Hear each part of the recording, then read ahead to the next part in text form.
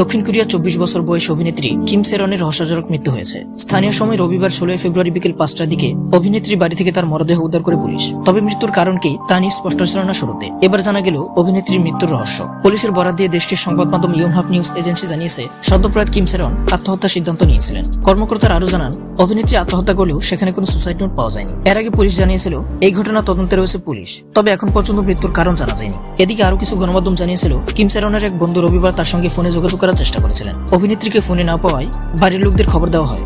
এরপরই বিকেলে অভিনেত্রীর মৃত্যুর খবর জানা যায়। অভিনেত্রী সোশ্যাল মিডিয়ায় নজর রাখলে দেখা যাবে, গত জানুয়ারি মাসে ইনস্টাগ্রামে তিনি শেষ একটি পোস্ট করেছিলেন। তারপর থেকে সেভাবে অ্যাক্টিভ ছিলেন না তিনি। 2009 সালে আ ব্র্যান্ড নিউ লাইফ দিয়ে আত্মপ্রকাশের পর কিম সেরন জনপ্রিয়তা অর্জন করেন। তিনি দ্য ম্যান ফ্রম নোহোয়ার ছবিতে মঞ্চে যাওয়া অভিনয় করেছিলেন। দ্য নেভার্স হাই স্কুল লাভের মতো ছবিতে অভিনয়ের জন্য তিনি জনপ্রিয়। তবে 2022 সালের একটি ঘটনা কিমের ক্যারিয়ারের বড় ধাক্কা বলা চলে। তার বিরুদ্ধে মদ্য অবস্থায় গাড়ি চালানোর অভিযোগ ওঠে। সেই কারণে অভিনেত্রীকে অনেক টাকা জরিমানা দিতে হয়েছে। 2023 সালে এপ্রিলে তিনি ফের মঞ্চে ফিরে আসার চেষ্টা করেছিলেন, কিন্তু অসুস্থতার কারণে সেটাও চালিয়ে যাওয়া সম্ভব হয়নি।